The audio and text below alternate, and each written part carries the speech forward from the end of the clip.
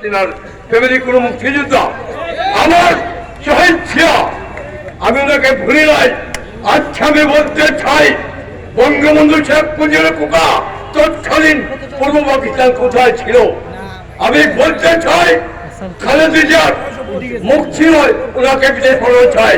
আগামী সংসদে রাষ্ট্রপতি হিসাবে আমি তারিখটাকে দেখতে চাই। আপনারা ধানে শিয়ে ভোট দিবেন। প্রতি পাড়ায় মহল্লায় বিএনপি নেতৃত্বে আপনারা ছাত্রদলে আন্দোলন করে তুলবেন ভাইরা।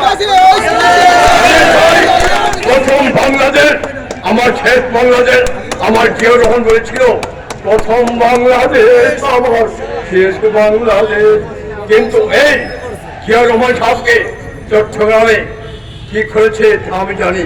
আমি স্বাধীন বাংলা বেতার কেন্দ্র থেকে আমি ঘোষণা দিয়েছিলাম এবারে সংগ্রাম আমাদের দেশ করার সংগ্রাম, এবারে সংগ্রাম আমাদের স্বাধীনতা।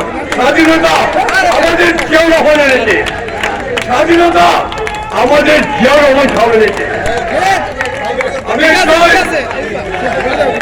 খুব শীঘ্রই খালেদা জিয়ার হেফাজতের কাছে তোর কথা ডক্টর মমিন, আমি তোর কথা শুনবো না। ডক্টর মমিন, আবুল মাল আমাদের ভোটের প্রতিনিধি, আমরা ভোট দিয়ে ওদেরকে প্রতিনিধি বানাইছি। আবুল মাল, আব্দুল মহিদ, ডক্টর মমিন।